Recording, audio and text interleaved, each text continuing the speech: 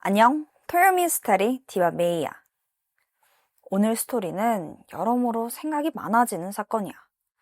그래서인지 해결이 되고 나서도 참 씁쓸하고 또 찝찝하더라고. 그럼 오늘의 스토리 지금 바로 시작해볼게. 2002년 9월 9일 오후 2시쯤 관광객으로 북적이는 싱가포르 오차드역에 수상한 가방 하나가 발견돼.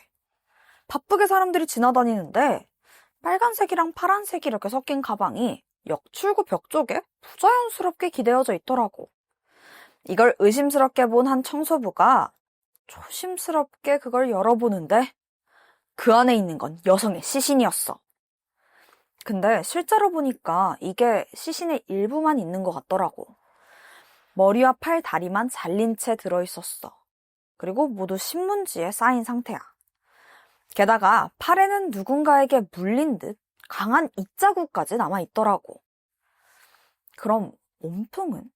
나머지 부분은 어디로 간 걸까? 이게 불행인지 다행인지 금방 발견돼.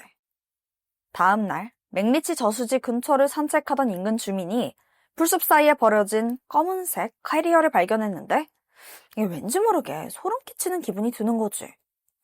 그래서 열어볼 생각도 안 하고 곧장 경찰에 신고했다는 거야. 그리고 그 안에 있던 건 여성의 몸통이었어. 신원은 빠르게 밝혀져. 이름은 제인 푸에블라.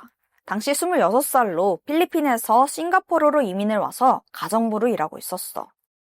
시신으로 발견되기 하루 전 출근하지 않는 게 이상하다면서 고용인이 이미 실종 신고를 해둔 상태였지. 사인도 금방 밝혀지는데 목졸림에 의한 질식사로 판명돼.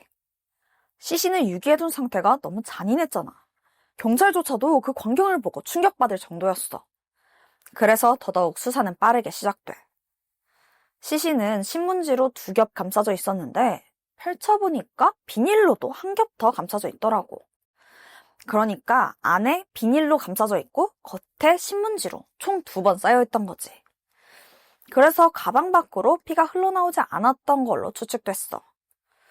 그래도 그 감싸져 있던 그 신문, 이게 뭔가 단서가 될 수도 있잖아. 조금 더 면밀하게 조사해보니까 여기에 배송된 사람의 이름과 또 주소가 다 적혀 있더라고. 그 주소지는 싱가포르 세랑군에 있는 한 주택이었어. 경찰이 바로 찾아가니까 인도 이민자 부부가 살고 있더라고. 하지만 아무리 봐도 피해자와 연관이 없는 거야. 그런데 그 집에는 부부를 제외하고 다른 한 명이 더 살고 있었어. 그건 바로 인도인 부부가 고용한 가정부 구엔 아길라. 구엔도 피해자 제인과 마찬가지로 필리핀 이민자이기도 했었지. 그런데 이게 무슨 일인지 경찰이 구엔을 발견하자마자 곧바로 제인 살해 혐의로 체포하는 거야. 구엔과 제인, 둘은 무슨 관계고 대체 무슨 일이 벌어졌던 걸까? 이 사건은 알면 알수록 충격적이야. 풀스토리 다 이해하려면 우선 구엔과 제인의 관계에 대해서 알아야 돼. 사실 둘은 완전 절친이었어. 서로 자매라고 부를 정도였대. 주변 사람들도 항상 붙어 다니는 모습으로 기억했었고. 구엔이랑 제인은 둘 다 필리핀 출신 이민자고 똑같이 가정부를 일하고 있었어. 그리고 고향도 같고 또 직업도 같으니까 금방 친해졌던 거야. 혼자서 아는 사람 하나도 없는 싱가포르 와서 얼마나 힘들었겠어. 일도 구하랴 적응도 하랴. 솔직히 외롭고 지치잖아. 이 힘든 타국 생활을 서로 의지하면서 이겨내왔다고 해. 이렇게 둘 사이가 돈독한데 경찰은 무슨 생각으로 구엔을 곧장 범인이라고 생각하고 체포했던 걸까? 사실 이미 결정적인 증거가 2개나 발견됐던 거야. 우선 첫 번째는 네임택. 시신의 몸통 부분이 들어있던 검은색 캐리어 기억나지? 거기 네임택이 아예 그대로 붙어있더라고. 솔직히 그 캐리어 들고 여행 가본 사람들은 알겠지만 혹시 가방 잃어버릴 수도 있으니까 이제 작은 네임택에다가 뭐 이름이나 간단한 연락처, 뭐 주소 이 정도 적어놓잖아. 근데 이 네임택이 그대로 달린 채로 시신이랑 버려져 있던 거지. 아니 근데 이거 좀 너무 모자란 거 아니야? 아니면 뭐 좀 너무 급했다거나. 뭐 어쨌든 증거는 이것뿐만이 아니야. 두 번째는 바로 흉기였어. 제인의 피와 그웬의 지문이 묻은 식칼이 여기서 발견된 그 짐가방 안에 들어있던 거야. 그 칼은 무려 18cm나 됐었었고. 아니, 자기 주소며 연락처, 이름, 흉기 이렇게 다 남겨두는 범인이 어딨냐? 그래도 증거를 많이 남겨준 덕분에 경찰이 빠르게 잡을 수 있었으니까 그나마 이걸 다행이라고 해야 될까? 어쨌든 그 애는 주인집 부부에서 아예 먹고 자고 하고 있었거든. 그래서 집주인에게 허락받고 그녀의 방을 수색하기 시작해. 경찰은 들어가자마자 수상한 걸 발견하는데 그게 방 벽지 일부분이 덧댄 것처럼 좀 어색하게 붙어있더라고. 당장 그 벽지를 제거해보니까 그 안에는 핏자국이 남아있었어. 앞에 네임택부터 흉기의 지문, 그리고 방에서 발견된 혈흔까지. 이 모든 증거를 토대로 그웬을 몰아붙였지만 자기는 제인을 죽이지 않았다면서 절대 아니래. 방에 있는 그 핏자국은 그냥 자기 손이 다쳐서 튄 거고 그 핏자국 튄 거 보면 주인 부부가 뭐라고 할 것 같아서 급한 대로 살짝 벽지 덧대둔 거다라는 거야. 그리고 나머지 증거는 자기도 모르겠대. 그냥 자기 캐리어 누가 훔쳐간 것 같다 막 이렇게 말도 안 되는 이유만 늘어놓더라고. 근데 방을 수색할수록 증거는 끊임없이 나와. 제인의 시신을 감싸고 있었던 비닐, 그리고 갈기갈기 찢어진 채 버려진 제인의 노동 허가증, 심지어 아파트 입구에 찍힌 CCTV 영상까지. CCTV에는 제인과 그웬이 함께 들어오는 모습이 찍혔지만 그 뒤로 그 어느 곳에서도 제인의 모습이 발견되지 않는 거야. 나가는 모습조차 찍히지 않았던 거지. 마지막으로 아까 말한 그 입자국 기억나? 팔에 누가 세게 문 것 같은 흔적이 있었다고 했잖아. 그래서 치과 기록을 확인해 보니까 그 자국은 그웬 거랑 일치했었지. 자, 이렇게 증거가 계속해서 나오니까 그웬은 범행 사실을 인정할 수밖에 없었어. 시신이 발견된 지 단 12시간 만에 살인 혐의로 기소되게 돼. 근데 둘이 완전 자매 같은 사이라고 그랬잖아. 대체 왜 자매 같던 절친 제인을 그렇게 살해하고 그것도 모자라서 시신까지 처참하게 훼손한 걸까? 둘이 처음 알게 된 건 사건이 발생하기 4년 전인 2001년 무렵이었어. 그웬은 일자리를 구하기 위해서 싱가포르로 막 도착한 상태였다고 해. 모든 게 어렵고 혼란스러울 때 도움을 준 사람이 바로 제인이었던 거야. 그때부터 둘은 자주 만나서 하소연도 하고 같이 놀러 다니기도 하면서 4년 내내 꼭 붙어 다녔다고 해. 그러던 2005년 초, 제인이 그웬에게 한 가지 부탁을 하게 된 거야. 그웬, 나 혹시 200만 원만 빌려줄 수 있어?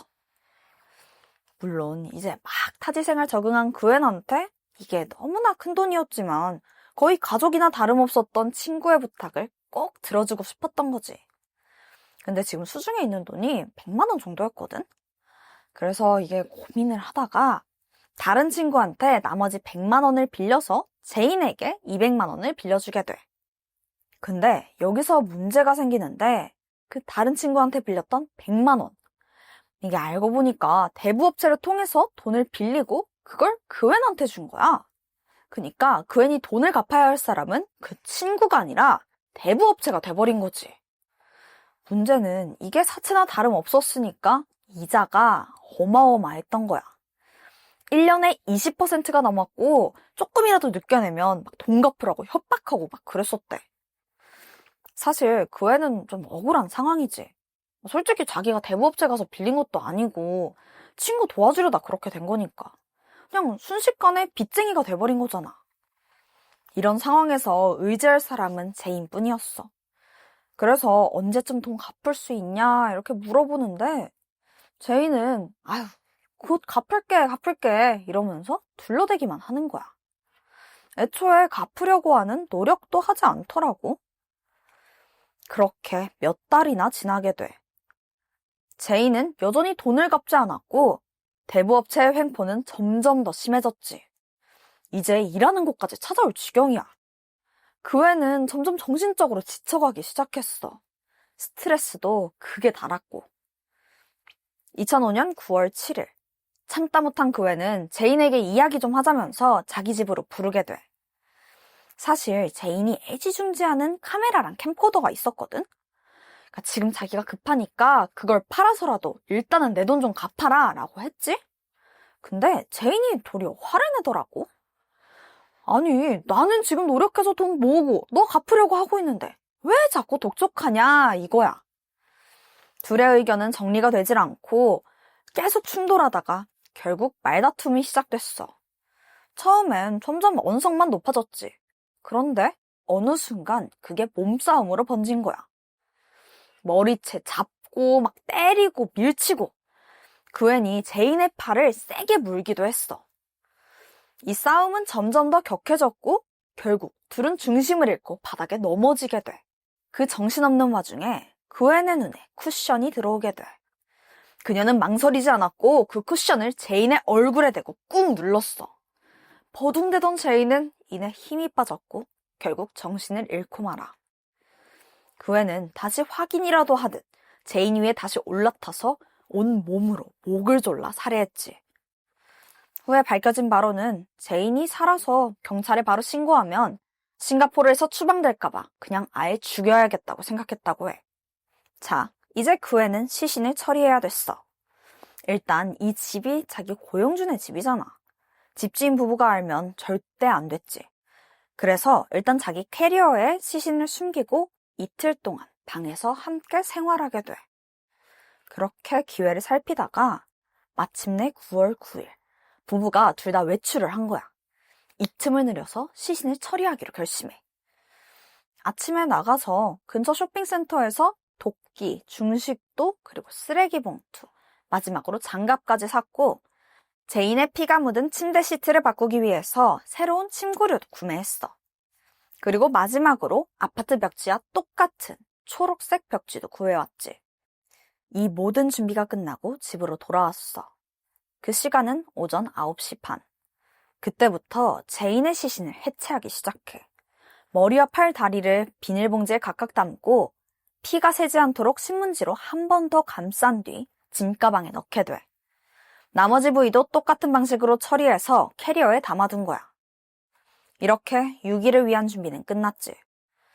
이제는 사건 현장 청소를 시작해. 바닥에 묻은 핏자국들을 깨끗이 닦아냈고 잘 지워지지 않는 벽은 새로 사온 벽지로 다시 도배하기도 해. 청소가 끝나자 이제는 정오쯤이었어. 그 애는 바로 머리가 든 짐가방을 챙겨서 택시를 타고 오차드역에 도착해. 그리고 여기에 첫 번째 가방을 유기한 거야. 그리고 집으로 돌아와서 이번엔 캐리어를 들고 다시 택시를 탔어. 이때 시간이 1시 반. 인적이 드문 저수지 풀숲에 캐리어를 버리고는 집으로 돌아갔던 거야. 그렇게 완전 범죄를 꿈꿨지만 자기도 모르는 새에 가방 안에 너무나 많은 증거를 남겨주게 된 거지. 그렇게 이틀도 안 돼서 체포됐고 금방 시인했으니까 재판도 빠르게 진행돼. 그웬의 변호사는 그녀가 피해자로부터 지속적인 정신적 스트레스를 받았다는 점과 싸움 자체가 피해자 제인이 도발을 해서 시작된 것이라면서 그웬의 형량을 줄여줄 것을 요구했어. 그러면서 이건 살인이 아니라 그냥 과실치사일 뿐이다 라고 하더라고. 아무리 그래도 사람을 죽이고 그 시신을 처참하게 토막냈어. 과연 이걸 그냥 정신적 스트레스로 인한 과실치사 정도로 봐도 괜찮은 걸까? 심지어 그 애는 이틀 동안 시신이랑 방에 같이 있을 정도였잖아. 그럼 재판은 어떻게 흘러갔을까? 놀랍게도 그 주장은 법정에서 받아들여졌어. 재판을 담당했던 판사는 그 애의 행동이 매우 기괴하고 경악스러웠지만 피해자의 죽음을 숨기려고 하는 시도를 거의 하지 않았고 정신적 문제가 있었으므로 판단된다면서 징역 10년을 선고한 거야. 게다가 꾸준한 정신과 치료를 받도록 지원까지 해준다고 하더라고. 그렇게 친한 친구를 살해하고 훼손한 그 애는 10년의 형기를 마치고 2015년 9월 싱가포르를 떠나서 필리핀으로 돌아간 걸로 알려져. 필리핀에 가서는 아무 일도 없었던 것처럼 평범하게 살아가겠지. 자매처럼 믿었던 친구에게 돈을 빌려줬던 그웬, 그리고 그 돈을 갚지 않고 살해당한 제인. 과연 그 애를 살인마로 만든 게 제인이었을까? 아니면 자기 자신이었을까? 물론 어느 관점에 보느냐에 따라서 해석이 달라질 수 있겠지만 나는 어떤 상황이든 간에 살인이 절대 정당화될 수 없다고 생각해. 이건 그냥 범죄일 뿐이니까. 오늘의 사건 해결됐는데도 찝찝함이 남는 것 같아. 내가 준비한 스토리는 여기까지야. 지금까지 토요미스테리 디바 메이. 그럼 우린 다음 영상에서 만나.